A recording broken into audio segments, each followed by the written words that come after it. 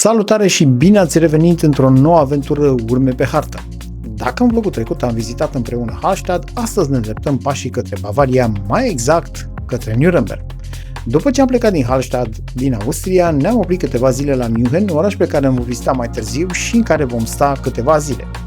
Așa că astăzi pornim la drum din inima orașului München spre nord, bineînțeles către Nuremberg, și apoi mai departe la unul dintre cele mai frumoase orașe medievale din Germania.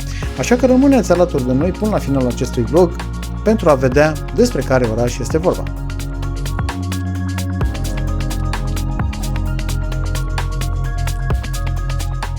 După aproximativ 2 ore de condus, intrăm în orașul Nuremberg. Lăsăm mașina într-un loc de parcare undeva pe o stradă rotunalnică și ne îndreptăm pașii destul de repede către cetatea cunoscută sub numele de Kaiserburg. Este una dintre cele mai importante și mai impresionante fortificații medievale din Europa. Construită începând cu secolul al XI-lea, cetatea a avut un rol esențial în istoria Sfântului Imperiu Roman, fiind locul unde numeroși împărați germani au locuit și au luat decizii care au influențat întreaga Europa. Complexul este format din mai multe clădiri importante, precum Castelul Imperial, Castelul Burggrafen și Turnul Sinvel, de unde se deschide o panoramă spectaculoasă asupra orașului vechi. Un element fascinant este fântâna adâncă, săpată direct în sâncă, care demonstrează ingeniozitatea medievală și asigura apa în timpul asediilor. Cetatea nu a fost doar din punct de vedere militar strategic, ci și un simbol al puterii imperiale. Zidurile groase, bastioanele și turnele sale reflectă evoluția arhitecturii defensive de-a lungul secolului. În interior, străzile imperiale și capela romantică păstrează atmosfera solemnă al epocii medievale. Astăzi, Kaiserburg este una dintre cele mai vizitate atracții din Nuremberg. Pe lângă valoarea istorică, oferă și o experiență unică, o plimbare printre ziduri vechi de aproape 1000 de ani, cu priveliș care te face să simți legătura dintre trecut și prezent.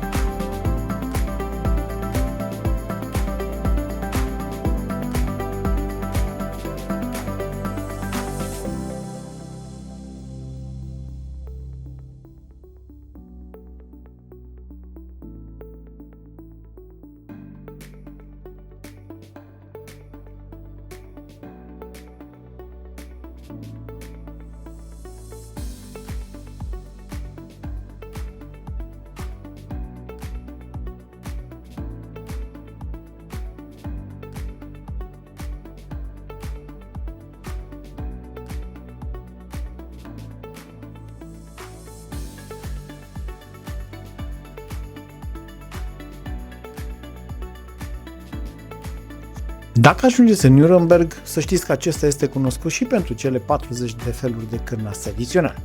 Aceștia putând fi serviți în baghete cu muștar și varză.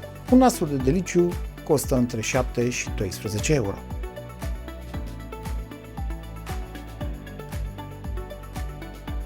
De asemenea, nu uitați de turta dulce. O găsiți peste tot, în diferite culori, forme și mărimi, așa că este imposibil de ratat. O bucată costă în jur de 3,5 euro.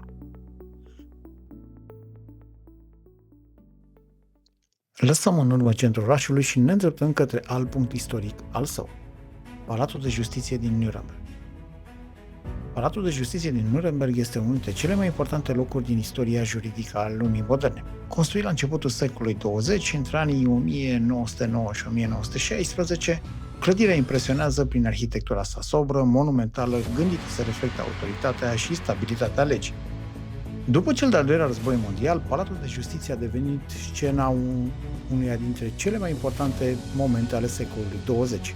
Procesele de la Nuremberg, care s-au desfășurat între anii 1945 și 1946.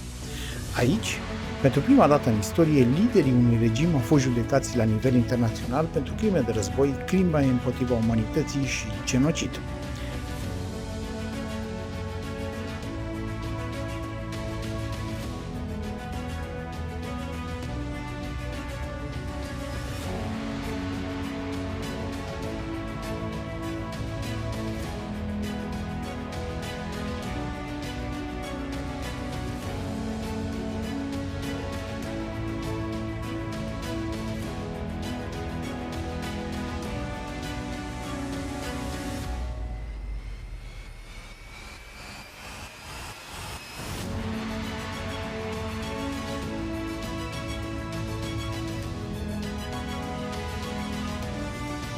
Inima acestui monument istoric este celebra sală 600. În această sală au stat față în față acuzați, judecători, martori și procurori din întreaga lume. Aici s-a născut ideea responsabilității individuale pentru crimele de război, un principiu care stă la baza dreptului internațional modern.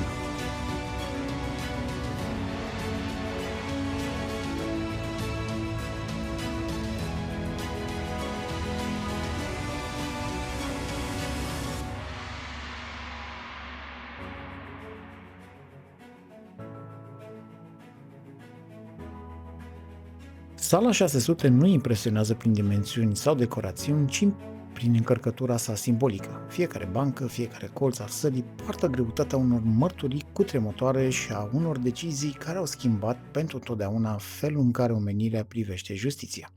În această sală au fost judecați 24 dintre cei mai importanți oficiali naziști, iar procesul a stabilit principii fundamentale ale dreptului internațional, precum ideea că ordinul superiorilor nu poate justifica crime împotriva umanității. Sala 600 a devenit astfel un simbol al justiției internaționale și a responsabilității individuale.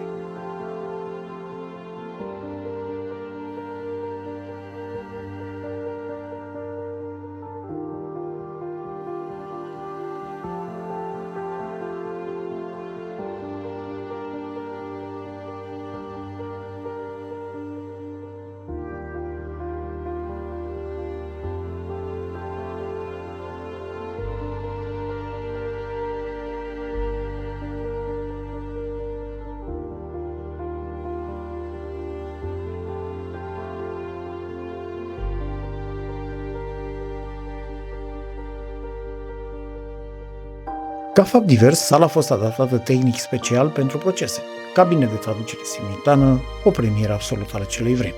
Procesele au fost filmate și documentate integral, iar verdictul a stabilit un principiu fundamental. Am urmat ordinele, nu mai este o scuză.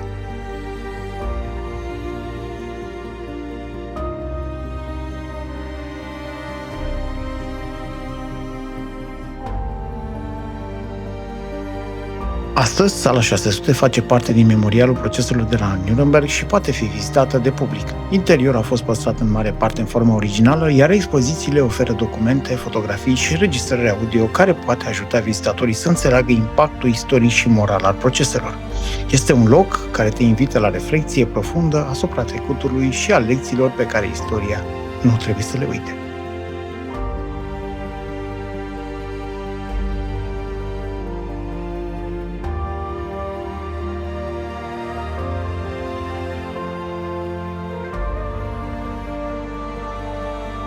Chiar lângă sala 600 se află un muzeu dedicat exclusiv proceselor de la Nuremberg, muzeu deschis pentru a explica contextul, impactul și moștenirea lor.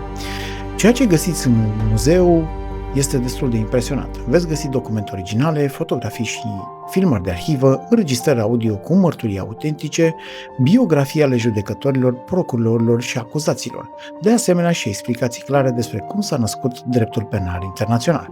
Este un muzeu foarte sobru, fără efecte dramatice inutile, care pune accentul pe fapte, responsabilitate și care conectează direct trecutul la prezent.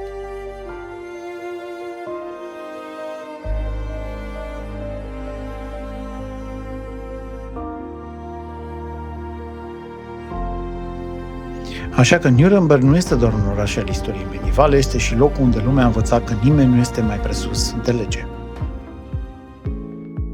Părăsim Nurembergul, orașul marelor decizii și al istoriei grele, și pornim la drum către Rothenburg ob der Tauber, un mic oraș bavarez pe care îl vom vizita pas cu pas.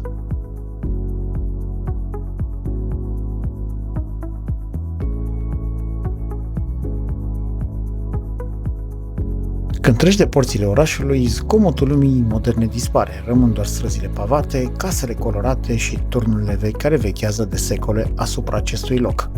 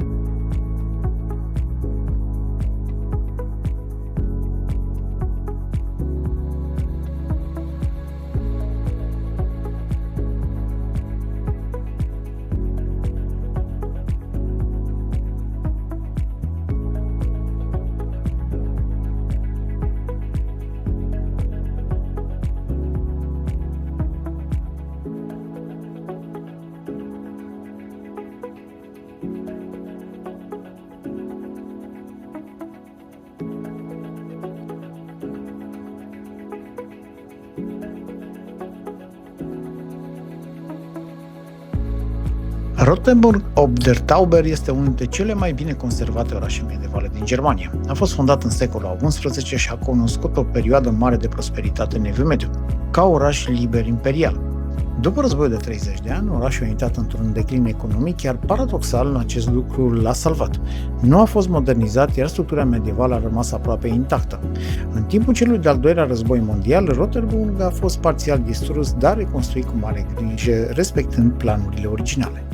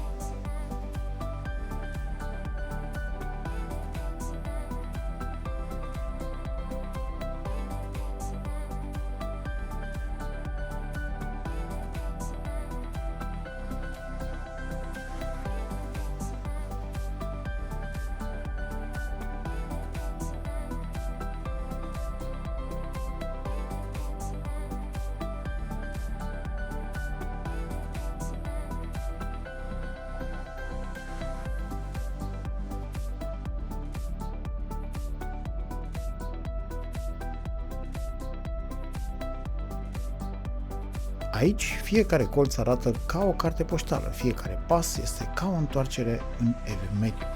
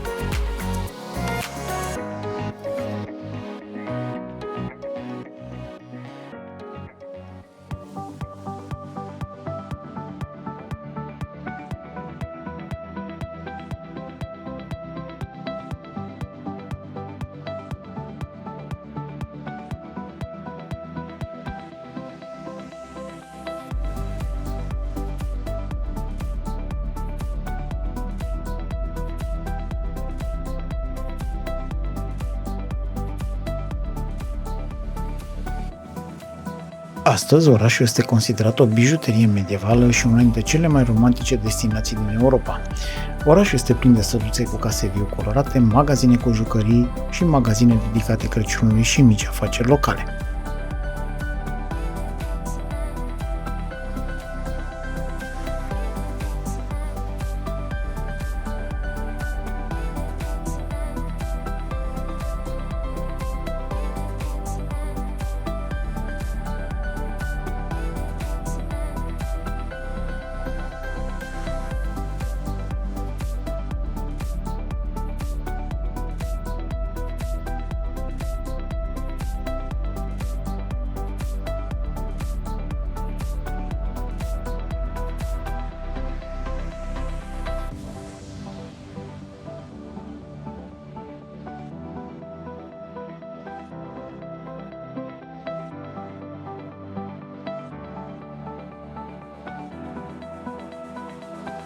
Cam asta a fost aventura noastră prin Rothenburg.